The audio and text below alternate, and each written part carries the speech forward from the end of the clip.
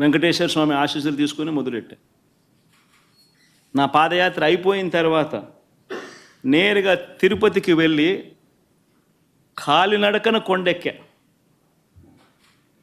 తిరుపతికి వెళ్ళి కాలినడకన కొండెక్కి వెంకటేశ్వర స్వామి దర్శనం చేసుకొని తర్వాతనే ఇంటికి పోయా.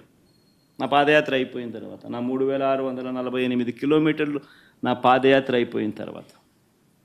ఇవన్నీ తెలియవా రాష్ట్ర ప్రజలకు? మన అప్పుడు చంద్రబాబు నాయుడు గారు ప్రభుత్వమే కదా అప్పుడు ఉండింది. అప్పుడు నేను ప్రతిపక్ష నాయకుడినే కదా అప్పుడు. మన ఆయన కళ్ళ ముందరనే కదా వెళ్ళింది, తిరుపతి కొండెక్కింది 2 సార్లు. మళ్ళీ దాని తర్వాత నేను ముఖ్యమంత్రి అయినా 5 సంవత్సరాలు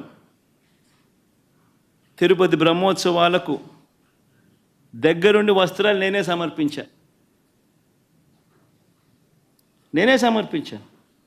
వస్త్రాలను నెత్తిన పెట్టుకుని మోసుకుంటూ వెళ్ళి వెంకటేశ్వర స్వామి మీద భక్తి శ్రద్ధలు చూపిస్తూ వెంకటేశ్వర స్వామికి బట్టలు సమర్పించడం జరిగింది. నేను అడుగుతా ఉన్నా, ఫస్ట్ టైం ఎవడన్నా పోతా ఉన్నప్పుడు నువ్వేదో ఇట్లా మాటలు మాట్లాడినా అర్థం ఉంది. 10 సార్లు 11 సార్లు పోయిన తర్వాత ఈరోజు నేను తిరుమల తిరుపతి దేవస్థానానికి నేను పోతానంటే నేను అడ్డుకుంటూ ఈ మాదిరిగా నువ్వు నోటీసులు ఇస్తూ ఈ మాదిరిగా తిరుమల తిరుపతి దేవస్థానానికి నేను పోకూడదు అని చెప్పి ఈ మాదిరిగా నోటీసులు ఇస్తూ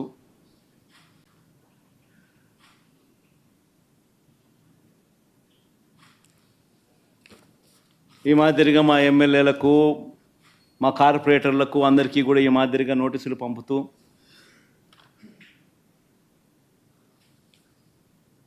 నేను అడుగుతా ఉన్నా, ఒక రాష్ట్ర ముఖ్యమంత్రి ఇంకా 5 సంవత్సరాలు బ్రహ్మోత్సవాలలో తిరుమల తిరుపతి దేవస్థానానికి వస్త్రాలు సమర్పించిన నేను, ఇన్నిసార్లు తిరుమల తిరుపతి దేవస్థానానికి వెళ్ళిన నేను, ఈరోజు తిరుమల తిరుపతి దేవస్థానానికి నేను రాకూడదట, పోకూడదట. కారణం ఏమిటంటే నా మతమట. నేను అడుగుతా ఉన్నా, నా మతం ఏమిటి అని అడుగుతా ఉన్నారు. అడుగుతా ఉన్నా నా మతం ఏమిటని. అవును,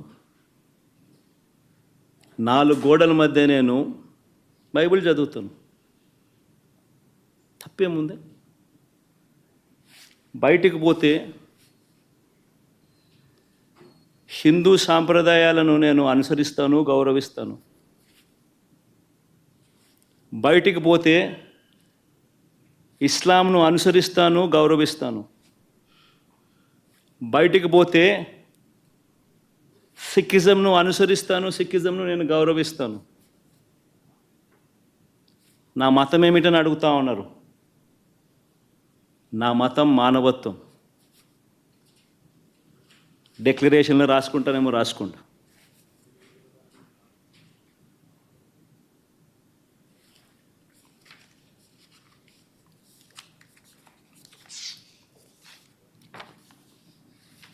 భారతదేశం కాన్స్టిట్యూషన్ నేను ఒకసారి చదువుతా. అకార్డింగ్ టు ద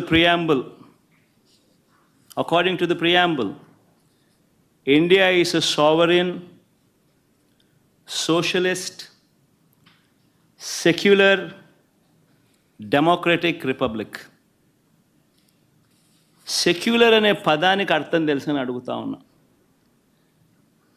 గుడికి పోయే వ్యక్తిని నువ్వు ఏ మతము అని అడుగుతా ఉన్నావు. ఏ మతము అని చెప్పకపోతే గుడిలోకి ఎంటర్ కాకూడదు అని అంటా ఉన్నావు. సెక్యులర్ దేశం అని చెప్పి చెప్పుకుంటా ఉన్నాం. ఒక ముఖ్యమంత్రిగా పరిపాలన చేసిన వ్యక్తి పరిస్థితి ఇదే అయితే ఇక ఆ దళితుల పరిస్థితి ఏమిటి? గుళ్ళలో పోగలుగుతారా? పోయే పరిస్థితి ఉందా? పోనిస్తారా? రానిస్తారా? ఏం చేస్తూ ఉండు? నిజంగా రాజకీయాల్లో మతం పేరుతో రాజకీయాలు చేయడం ఎంత దౌర్భాగ్యమో నేను ఇదే బీజేపీ పార్టీని కూడా అడుగుతా ఉన్నా. బీజేపీ పార్టీ గొప్పగా చెప్పుకుంటుంది హిందూయిజానికి హిందూయిజానికి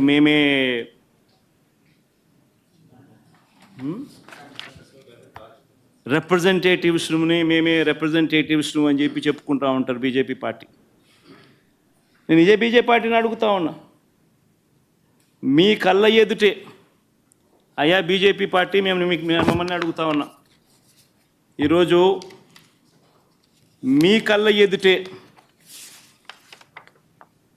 మీ ఎన్డీఏ కూటమిలో భాగంగా ఉన్న వ్యక్తే తిరుపతిలో వెంకటేశ్వర స్వామి విశిష్టతను, తిరుపతి లడ్డు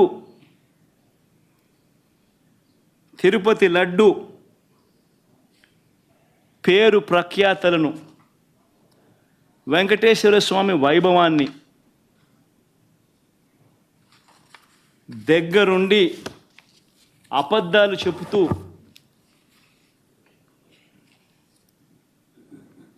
యానిమల్ ఫ్యాట్ వాడకపోయినా కూడా వాడినట్టుగా, లడ్డూలు తయారైనట్టుగా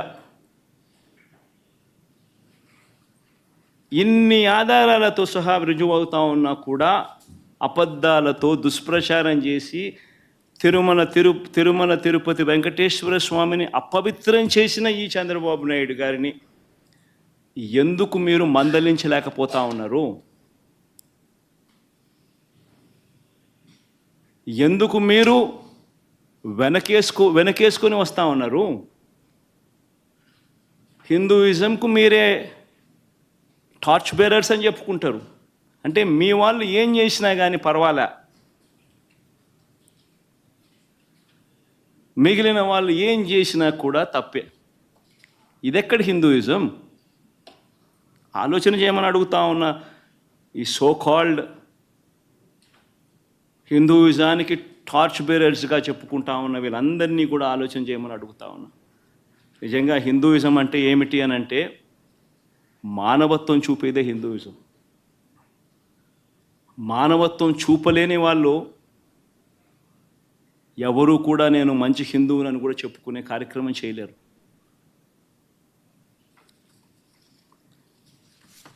నేను అడుగుతా ఉన్నా, ఇప్పుడు